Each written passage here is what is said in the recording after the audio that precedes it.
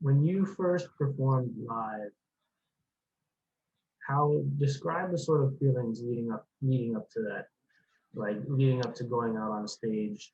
Are you naturally sort of comfortable in that sort of area of like public, well, it's not really public speaking, but are you naturally sort of comfortable in that area, or sort of just describe like what you felt leading up to that Uh-huh. performance, and then what you felt during and then after?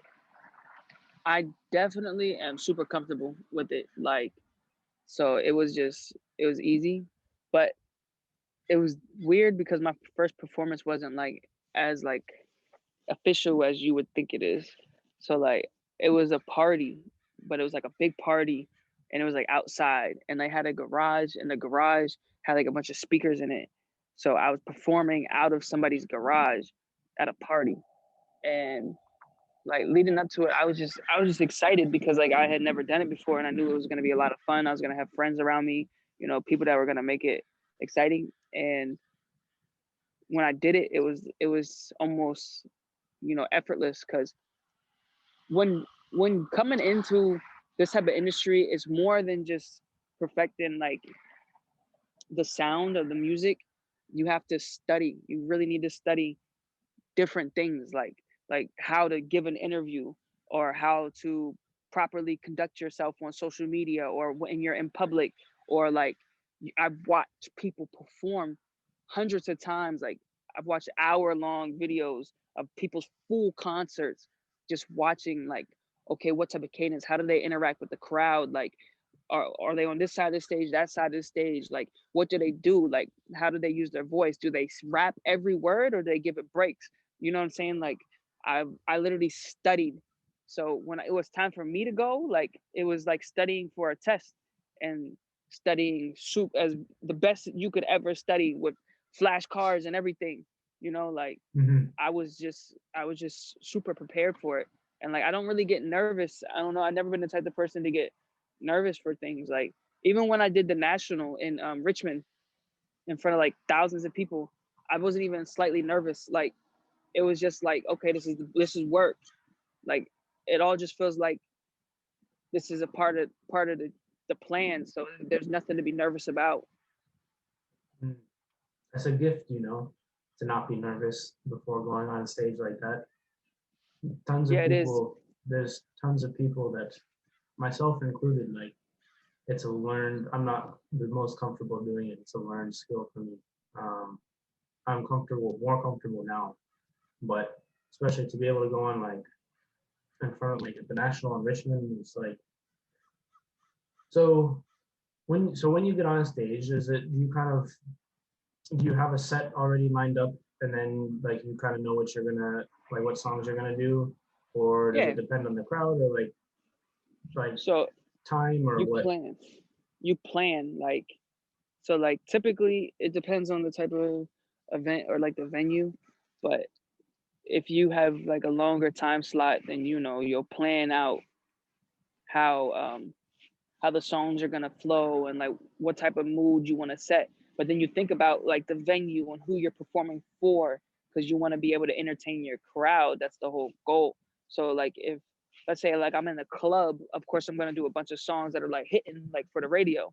But if Mm-hmm. I'm doing like a venue where people are there to hear music, I'm gonna do like my slower stuff where it's like I'm actually rapping and it's intriguing to people to see somebody, who can like rap and tell a story and like also like do it and entertaining like in front of them. So it just depends, like you got to know what type of crowd you're going into, what type of venue you're at, and how you want to portray yourself. That's pretty much it. But once you get that, then your song selection is is almost like evident what songs you're gonna pick. Yeah. How are you with sort of like crowd work, as far as like, no, obviously it's a little bit different with like comedy, but heard lots of comedians talk recently about being rusty with crowd work because of COVID, and they haven't been able to go in person Well, and perform. And so obviously it's different, but when you are sort of, do you make on the fly decisions as far as like when to, like I've been to concerts where they won't sing the hook and they'll like hold the microphone out to the crowd or like do stuff like that. Do you do stuff like that and like you make those Oh yeah, decisions on the definitely. fly and stuff like that? Yeah, definitely. Like you can't. I plan a lot of stuff. Like if I have a song, like I know where like people know these lines or like they like this line, so like I'll plan like that. But there's gonna be times where like you can't plan everything and you don't know exactly what is how the crowd's gonna react or how the crowd's gonna be. So once you start noticing, then like you react to it. Like I've had times where I've seen somebody, doing my whole verse and I literally stopped and like hopped off the stage and gave them the microphone. Like I didn't plan doing that, but Mhm. like, like you just kind of go with the flow and you just got to remember like to be entertaining. So people like to see things like that. It's entertaining to them. But most of the time I plan like knowing how my songs are and knowing what people like.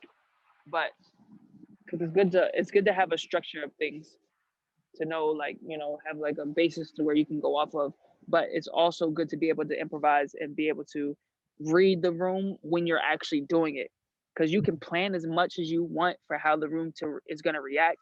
Sometimes they just don't, not the way you want them to. So it's important to be able to be quick on your feet to know like, okay, this isn't working, let me try this. Mm. Do you have I had two thoughts that came when you were talking about that. Do you have a favorite Hmm. sort of like improvisation moment?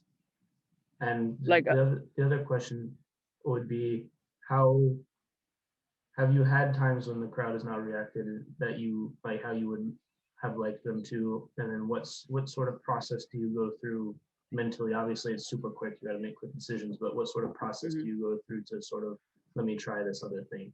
So the first question is kind of like when you're talking about you gave that guy the mic. Do you have a favorite sort of improv moment where you like jumped off the stage and like did that or that sort of Yeah, thing? that's probably my favorite. Like, well, my favorite is jumping off of the stage or getting into the crowd. Like, my favorite thing to do is I like the energy. Like, this is gonna probably answer the first and the second question. Go So for it. for me, I like you feed off of the energy of the crowd. So when the crowd is not really given the energy, then like but you have to remember the crowd also feeds off of your energy. Hmm. So when the crowd's not giving energy, you have to bring energy to the crowd in order to try to make them come to life. So one of my favorite things to do in order to do that is to get into the crowd. Like people sometimes like if you're opening for another artist, like let's say I've opened for other artists like Trey Songz and A Boogie, like people like bigger artists who aren't necessarily have the same demographic of music that I do. But like it doesn't take away from the possibility that there's somebody who might relate to my music. So I take the opportunities. But when I open for them, they're not necessarily there to see me. They're there to see somebody else. So they're not gonna always pay attention to me. But when you get down in front of them and you're right in front of them and you're showing them I'm here, then they open their eyes and then they open their ears and it gives you a Hmm. chance to make a new fan or get more engagement. So one of my favorite improv moments is definitely getting down in the crowd and getting down gritty with the people. And whenever the crowd is dead, I bring them to life. That's all you can do. Even if they don't come to life, you still got to keep the life because people are going to feed off your energy. I'd rather have a performance where I was energetic and I gave a good performance and people were just like, okay, well, he's there, but he did have a good performance. I wasn't really paying attention, but it was a good performance. Than for me to just have like, oh, they're dead, so I'm gonna be dead type of performance, and I just sit there and kind of like, oh no, no, and then they're gonna be like, well, that was whack. You know what I'm saying? So Yeah, that probably that's leaves you with typically how. a bad feeling if you were to actually go through with like, oh, they're dead, so I'm gonna be dead. Probably leaves you with a Yeah, bad feeling afterwards. Do yeah, you most definitely.